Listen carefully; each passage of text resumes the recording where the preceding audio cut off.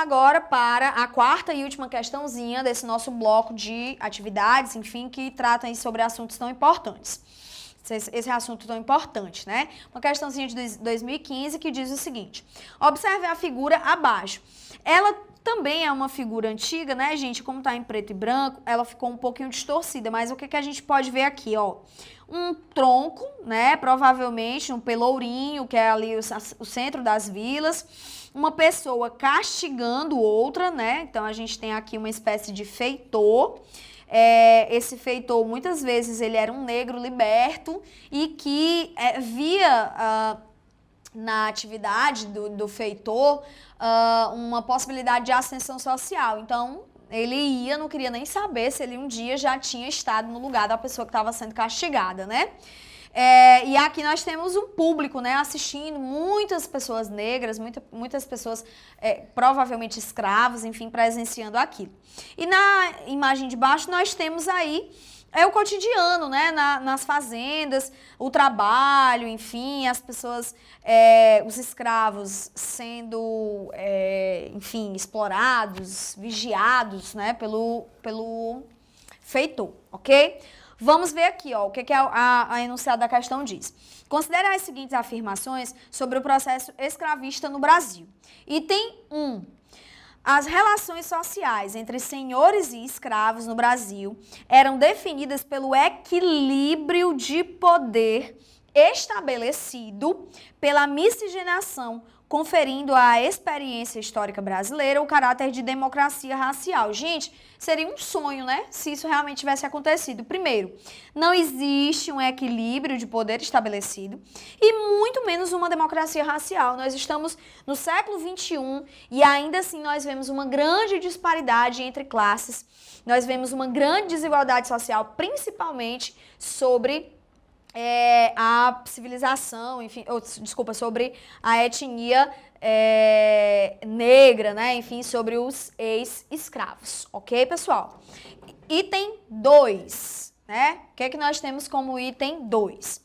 Os africanos deportados da África para a América desenvolveram mecanismos de sociabilidade, construindo famílias e formas de identidades sociais. Gente, perfeito. Construíram famílias, muitas vezes as famílias eram separadas, mas eles foram, ao longo do tempo, fortalecendo esses laços afetivos, porque eles chegavam aqui e eles iam, enfim, se relacionavam, tinham filhos, depois esses filhos casavam, enfim, se relacionavam com outras pessoas e eles tinham netos.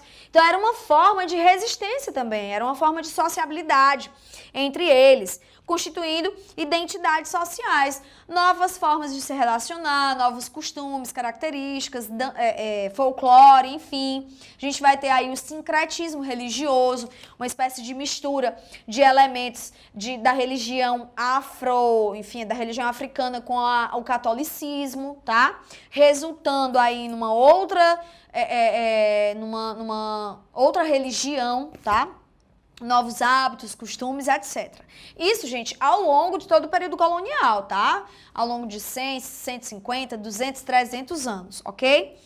Então, item 1 é falso, item 2 é verdadeiro e o 3 a gente vai ver agora.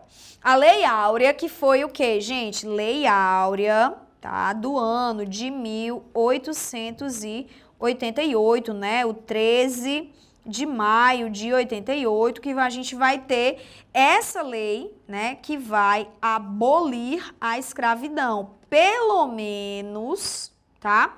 Pelo menos teoricamente, certo? Porque o que nós temos? Teoricamente, nós temos essa abolição, né, legalmente, foi reconhecida, assinada, né, no dia 13 de maio pela princesa Isabel, princesa regente do Brasil, porém a gente sabe que na prática, esses ex-escravos, né, essas pessoas, enfim, africanas, afro-brasileiras, elas acabaram passando por um outro processo de segregação, né, que foi uma segregação na prática, né, não mais na teoria. Não era reconhecido legalmente, mas na prática isso continua acontecendo porque o Estado brasileiro não encontrou formas de reparar aquelas desigualdades que tinham sido produzidas ao longo do período da escravidão, que foram quase 400 anos. Então não foi a assinatura de uma lei, de um papel, de um documento que acabou com quase 400 anos de uma separação que acontecia, que existia na prática, né? Então a gente vai ver que até hoje nós temos aí um sério problema de racismo, de injúria racial, né, de desigualdade econômica, de desigualdade social sofrida pelas pessoas negras no Brasil, ok? Então, a Lei Áurea, além de emancipação dos escravos, decretava uma série de benefícios sociais e políticos para os libertos. De jeito nenhum, gente. Nenhum benefício social, nenhum benefício político. Eles continuaram sendo excluídos, por exemplo, dos processos democráticos, dos processos eleitorais. Não só eles, como outros grupos também, enfim, mulheres, pessoas analfabetas. Mas eles especificamente porque saíam aí de um longo processo de escravidão a partir de uma lei áurea, da Lei Áurea, mas que não procurou reparar todos os danos provocados pelos quase 4 séculos de escravidão, certo? Então vamos ver qual é o item correto, né? O único item correto que a gente viu aqui, né, dos 3 foi o 2. Quais são as corretas? A, não, né? Apenas item 1, não. Apenas item 2, perfeito, né? 3, não. C, não. D, não. E nem E. Então, a gente tem como item correto o item B de bola.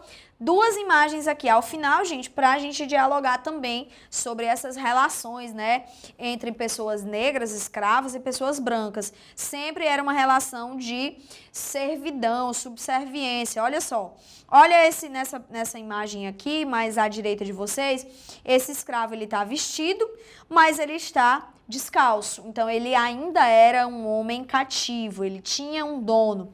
E aí, gente, ele está provavelmente no espaço urbano, ele está desenvolvendo uma atividade comercial. Muitas vezes eles vendiam isso para si mesmo, né?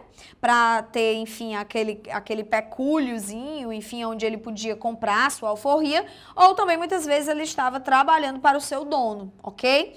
Aqui a gente tem essas mulatas, né? Essas mulheres negras, provavelmente, como elas estão numa posição logo atrás dessa mulher branca, é provável que elas sejam ainda escravas, cativas, que estão acompanhando a Sinhá. Mais à esquerda de vocês, nós temos aí essa imagem, onde a gente tem o meio de transporte mais comum da época, né? Que era essa espécie de rede, né? Enfim, de matulão, como se chama, aonde o senhor branco está sendo carregado por homens negros escravizados, tá certo? Ok? Então, gente, é isso. Espero ter contribuído aí com essas questões, com o comentário dessas questões para vocês. E vamos lá, né? Assim que a gente estuda, estamos contribuindo para a aprovação de vocês. Queremos construir juntos com vocês essa aprovação e estamos aqui para isso, tá? Deixem as dúvidas nos comentários, procurem, né? Vocês podem... desse lado. Vocês podem procurar aqui o meu Instagram, fiquem à vontade, tá? Para mandar mensagem. Na medida do possível, eu respondo a vocês. E é isso. Um forte abraço e até breve.